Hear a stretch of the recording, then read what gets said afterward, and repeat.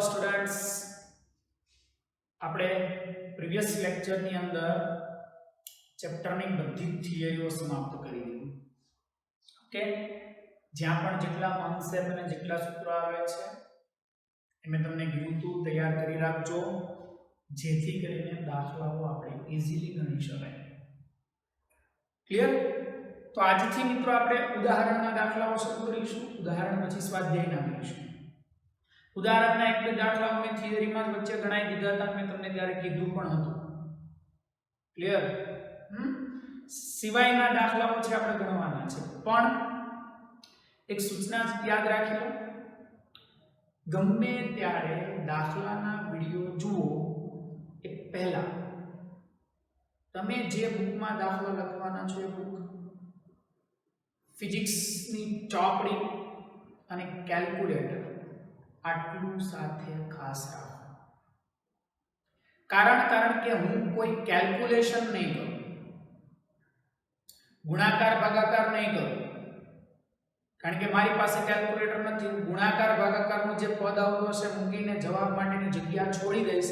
ગુણાકાર ભાગાકાર તમારે કરવાનો, એ ટાઈમે વિડિયોને પોઝ કરવાનો, ગુણાકાર ભાગાકાર કરીને જે તે જવાબ લખી દેવાનો, જવાબને ચોપડી સાથે સરખાવી દેવાનો. ઓકે, એટલે આ ધ્યાન રાખજો ખાસ. વિડિયો શરૂ કર્યા પહેલા પોઝ કરો અને આટલી ત્રણ વસ્તુ કમ્બાઈન ભેગી કરી રાખો અને પછી સ્ટાર્ટ કરો. ચાલો, ટેક્સ્ટ બુક એટલા માટે રાખવાની છે, મારી પાસે ટેક્સ્ટ બુક છે અહીંયા પડેલી છે, હું એમાંથી રકમ બોલીશ, તમે તમારી ટેક્સ્ટ બુકમાંથી રકમ જોતા જજો.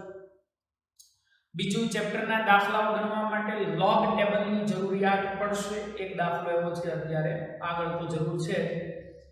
લોગ ટેબલ સાથે રાખજો જો હોય તો, બાકી જરૂરી નથી એટલું બધું કે રાખવું છે, પણ વસાવી લેજો, 2 વર્ષમાં જોઈશે. ઓકે, ચાલો તો દાખલાની શરૂઆત કરીએ મિત્રો. જુઓ તમારી ચોપડીમાં ઉદાહરણ નંબર 2.1. ઉદાહરણ નંબર 2.1 મેં બેઝિક મેથેમેટિક્સમાં આ કન્ડિશન તમને કરાવી દીધી છે. બેઝિક મેથેમેટિક્સના 4 લેક્ચર હતા. નો જોયા હોય તો ચેનલમાં જઈને ફરીથી બેઝિક મેથેમેટિક્સના લેક્ચર શોધી લો.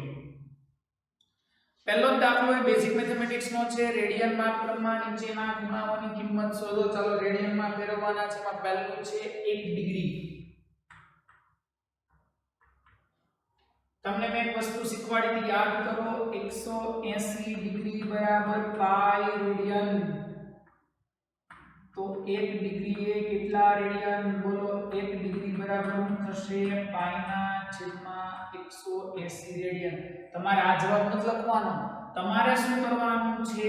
1 ડિગ્રી બરાબર 3.14 ભાગ્યા 180, જે જવાબ આવે એ રેડિયન, એ તમારે અહીંયા લખવાનો છે. 3.14 ભાગ્યા 180 કરો, જે જવાબ આવે એ લખજો. બીજો છે 1 મિનિટ. યાદ કરો, આનું રિલેશન એ શીખવાડ્યું તો મેં તમને. 60 મિનિટ એટલે 1 ડિગ્રી. 60 મિનિટ એટલે 1 ડિગ્રી, ને 1 ડિગ્રી એટલે પાઈ બાય 180 રેડિયન. 60 મિનિટે 1 ડિગ્રી, 1 ડિગ્રી એટલે પાઈ બાય 180 રેડિયન. તો 60 મિનિટે પાઈ બાય 180 રેડિયન. તો 1 મિનિટે કેટલા? બોલો, 1 મિનિટે કેટલા થશે? પાઈ બાય 180 ગુણ્યા 1 ભાગ્યા 60, અંશનો છેદ છેદમાં આવી ગયો. 3.14 ભાગ્યા 180 ભાગ્યા 60. કેલ્ક્યુલેટરમાં ધ્યાન રાખજો, ઘણા નવા હશે ને કેલ્ક્યુલેટરમાં પછી આવું થશે 3.14 ભાગ્યા 180 ગુણ્યા 60. નહીં, છેદમાં જે ગુણાકાર છે કેલ્ક્યુલેટરમાં ભાગાકાર જ થઈ જશે. 3.14 ભાગ્યા 180 ભાગ્યા 60 કરવાના, આટલા રેડિયન. એમાં જ ત્રીજો ક્વેશ્ચન શું છે? 1 સેકન્ડ. આ બધા મેં કરાવી દીધા છે બેઝિક મેથેમેટિક્સના લેક્ચરમાં. તો ઉદાહરણ આવ્યા છે એટલે આપણે ચલાવીએ છીએ સાથે. ચાલો, 3600 સેકન્ડ બરાબર 1 ડિગ્રી. 1 ડિગ્રી બરાબર પાઈ બાય 180 રેડિયન. 3600 સેકન્ડ બરાબર 1 ડિગ્રી. 1 ડિગ્રી બરાબર પાઈ બાય 180 રેડિયન. તો 1 સેકન્ડ એ કેટલા? પાઈ બાય 180 ગુણ્યા 1 ભાગ્યા 3600 અંશનો છેદ છેદમાં 3.14 180 ગુણ્યા 3600 જે જવાબ મળે એ રેડિયન. આ એક એવી વેલ્યુ છે એનો જવાબ જોજો તમને કંઈક આવો મળશે 0.5 વખત 0 પછી 485 આવશે. 3 4 5 485 એટલે તમે આમ પણ લખી શકો 4.85 ગુણ્યા 10 ની -6 રેડિયન. આ એક સંબંધ જરાક યાદ રાખજો ને, વારે વારે સાબિત ન કરજો, આગળના દાખલાઓ માટે જરૂરી છે. એટલે અહીંયા આ ગુણાકાર ભાગાકાર કરીને જવાબ લખી દેજો. આનો જવાબ આ છે. ક્લિયર? ઉદાહરણ 2.1 બેઝિક મેથેમેટિક્સ નું હતું, રેડિયનમાં ફેરવવાનું. ઉદાહરણ નંબર 2.2 ચાલો 2.2 માં સવાલ શું પૂછ્યો છે જોજો. રકમ બહુ મોટી છે, દાખલો નાનો છે. એક વ્યક્તિ તેની સામે આવેલા એક મિનારાનું અંતર પોતાનાથી કેટલું છે તે નક્કી કરવા માંગે છે. સામે એક મિનારો છે, સમજો હું અહીંયા ઊભો છું, મારે અહીંયાથી મિનારાનું ડિસ્ટન્સ કેટલું છે જાણવું છે. ઓકે, આ મિનારો છે, હું અહીંયા ઊભો છું, તો અમારી બે વચ્ચે અંતર કેટલું છે આપણે જાણવું છે. સિમ્પલ પહેલા આપણે પ્રેઝન્ટેશન આપતા જઈએ. આ વ્યક્તિ એ, અહીંયા એક મિનારો સી છે, અહીંયા વ્યક્તિ ઊભો છે, એને આ ડિસ્ટન્સ જાણવું છે કેટલું હશે. આ એમ નથી. તો એ જાણવા માટે શું કરે છે જોજો. આ માટે વ્યક્તિ મિનારા સી ની સામે કોઈ બિંદુ એ પાસે ઊભા રહીને એ સી ની સીધી રેખામાં ઘણે દૂર આવેલી વસ્તુઓને જુએ છે. મિનારાની સામે એ બિંદુ ઊભો રહે અને વસ્તુ ઓ એક ઘણે દૂર છે. આ સમજો અહીંયા મિનારો છે, વસ્તુઓ એક ઘણે દૂર છે, હું અહીંયાથી જોઉં છું. પણ ઘણે દૂર રહેલી વસ્તુ હોય તો મને લગભગ કેવી દેખાય? સીધી જ ને. લગભગ કેવી દેખાય? સીધી જ. ઘણે દૂર છે, ઘણે દૂર રહેલી વસ્તુઓને જુએ છે, પણ એને લગભગ કેવી દેખાશે? એમ સીધી. એને ઓ તો લગભગ અહીંયા જ દેખાશે. કેમ કે ઓ ઘણે દૂર છે. સમજાય છે? આ કેવી વસ્તુ છે ખબર? હાઈ રાઇઝ બિલ્ડિંગ હોય, તમે બહુ દૂર ઊભા રહીને જો તમને એમ લાગે ને, આપણે ખબર ઘણી વાર આવે કે જો આટલામાં આવી ગયું. સમજાય છે વાત? પૃથ્વી ગોળાકાર છે, આપણને બધાને ખબર છે. આપણે તમે જોયું હશે ઘણી વખત, આપણે આપણા ટેરેસ પર ઊભા રહીને જોતા જ આપણને એમ લાગે ઓ સામે આકાશ ઉડી ગયું. ખરેખર તમે આયલા જ જાવ તો અડધું ક્યાંય નહીં.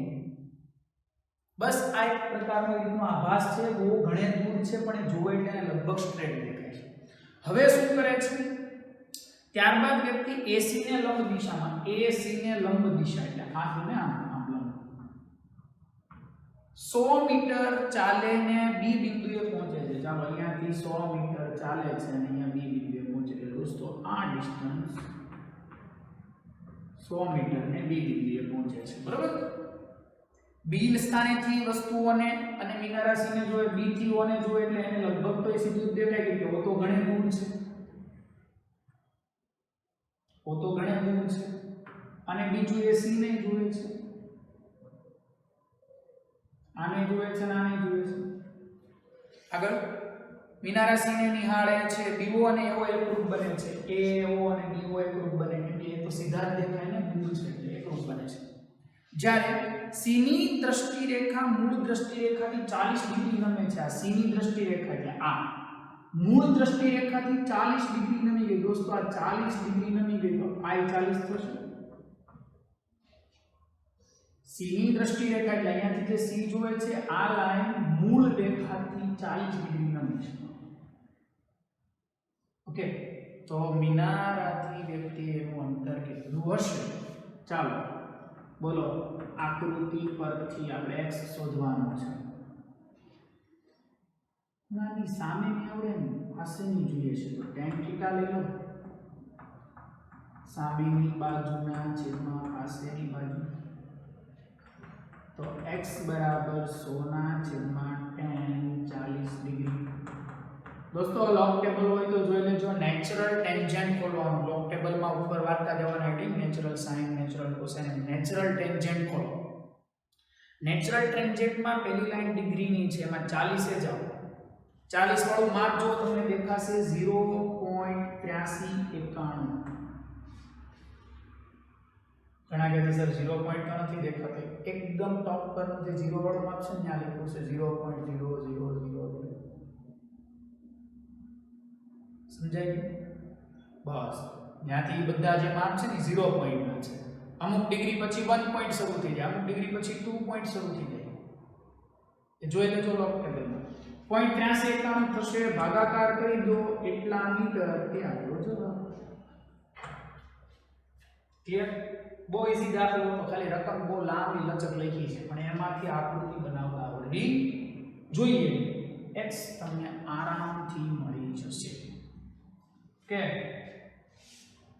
મોસ્ટ આઈએમપી બે નાના એક્ઝામ્પલ છે 2.3 અને 2.4 મોસ્ટ આઈએમપી સમજો એકમ કસોટીમાં પણ પૂછાયેલા હતા તમે પેપર જોયું છે 2.3 જોવો ચાલો પૃથ્વીના બે વ્યાસાંત બિંદુ A અને B થી એક સાથે ચંદ્રનું અવલોકન કરતા પૃથ્વી વ્યાસાંત બિંદુ એટલે વ્યાસના અંતે આવેલા બિંદુ A અને B પરથી ચંદ્રનું અવલોકન કરતા અહીંયા મૂન નોટ અ મૂન દત્તા ઉર્તે બબિતા બબિતાને મૂન ચંદ્રનું અવલોકન કરતા શું કીધું છે થીટા 1 ડિગ્રી 54 મિનિટ મળે છે દોસ્તો આ ખૂણો મળ્યો 1 ડિગ્રી ને 54 મિનિટ પહેલી શરત આપણી શું છે દાખલા ગણો તો ખૂણો રેડિયનમાં જોઈએ આનો ચાલે ફેરવીએ રેડિયનમાં ટેન્શન લેવાનું છે તમારે ભાઈ 1 ડિગ્રી એટલે 60 મિનિટ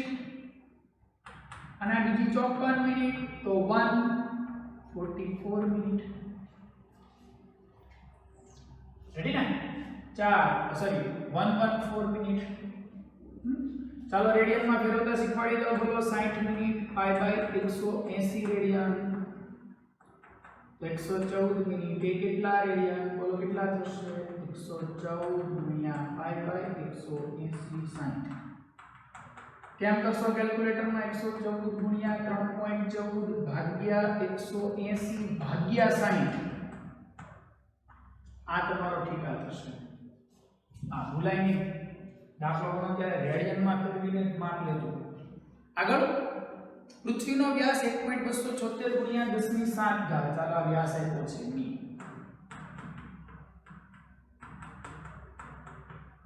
તો પૃથ્વી અને ચંદ્ર વચ્ચેનું અંતર નક્કી કરો ચાલો પૃથ્વી અને ચંદ્ર વચ્ચેનું અંતર નક્કી કરો બોલો ખૂણો બરાબર ચાપ છેદમાં ત્રિજ્યા મારે d જોઈએ છે બનાવો d ને કરતા તો d બરાબર b બાય થીટા બોલો b કેટલો 1.276 10 ની 7 થીટા કેટલો 114 ગુણ્યા 3.14 ભાગ્યા છેદનો છે અંશમાં 180 અને 60 અહીંયા સાદું રૂપ નથી આપવું તો કાંઈ વાંધો નહીં અહીંયા રેડિયન લખ્યું અહીંયા આપજો હું કરશો 1.276 ગુણ્યા 180 ગુણ્યા 60 ભાગ્યા 114 ભાગ્યા 3.14 જે જવાબ આવે ગુણ્યા 10 ને હાથ લખજો ખાલી તમને આકૃતિ બનાવતા આવડવી જોઈએ અને ખૂણાને રેડિયનમાં ફેરવજો ખૂણો બરાબર ચાપ છેદમાં ત્રિજ્યા સાદું રૂપ આપો જવાબ સેમ આવો જ દાખલો છે 2.4 થોડીક અલગ રીતે આપી છે સૂર્યના કોણીય વ્યાસનું માપન 1920 સેકન્ડ છે સૂર્ય સમજો તમે અહીંયા પૃથ્વી પરથી અને જુઓ છો this is the પૃથ્વી કોણીય વ્યાસ એટલે આલ્ફા તમારી પાસે છે 1920 સેકન્ડ આગળ સૂર્ય અને પૃથ્વી વચ્ચેનું અંતર 1.496 ગુણ્યા 10 ની 11 ઘાત કોઈને યાદ છે આ શું કહેવાય પૃથ્વી અને સૂર્ય વચ્ચેના અંતરને યસ એસ્ટ્રોનોમિકલ યુનિટ જો ક્યારેક આપશે આ વચ્ચેનું અંતર એક એસ્ટ્રોનોમિકલ યુનિટ છે તો એને પહેલા મીટરમાં ફેરવજો આ દાખલા ગણો ત્યારે ધ્યાન રાખો ખૂણો રેડિયનમાં અંતર મીટરમાં રાખજો આ એસ્ટ્રોનોમિકલ યુનિટ આપી દે તો તમારે એને મીટરમાં ફેરવવું પડશે અને ખૂણાને રેડિયનમાં ફેરવવો પડશે ફેરવીએ આપણે તો સૂર્યનો કોણીય વ્યાસ કેટલો થાય બોલો ચાલો પહેલા તો ખૂણાનો વહીવટ કરી નાખીએ આને તો પેલા રેડિયનમાં ફેરવવા પડે. મેં હજી હમણાં શીખવાડ્યું 1 સેકન્ડ એટલે 4.85 ગુણ્યા 10 ની માઈનસ 6 રેડિયન. તો 1920 સેકન્ડે કેટલા? રેડી? બોલો હાલો. ખૂણો બરાબર ચાપ છેદમાં ત્રિજ્યા. તો ચાપ બરાબર ખૂણો ગુણ્યા ત્રિજ્યા. તો આલ્ફા કેટલો છે? આયરો ઉપર 10 ની માઈનસ 6 અને ડી 1.496 ગુણ્યા 10 ની 11. 1920 ગુણ્યા 4.85 ગુણ્યા 1.496 જે જવાબ આવે એ આખો લખજો ગુણ્યા 10 ની 5 ઘાત. પોઈન્ટ કાપી લેજો જાતે.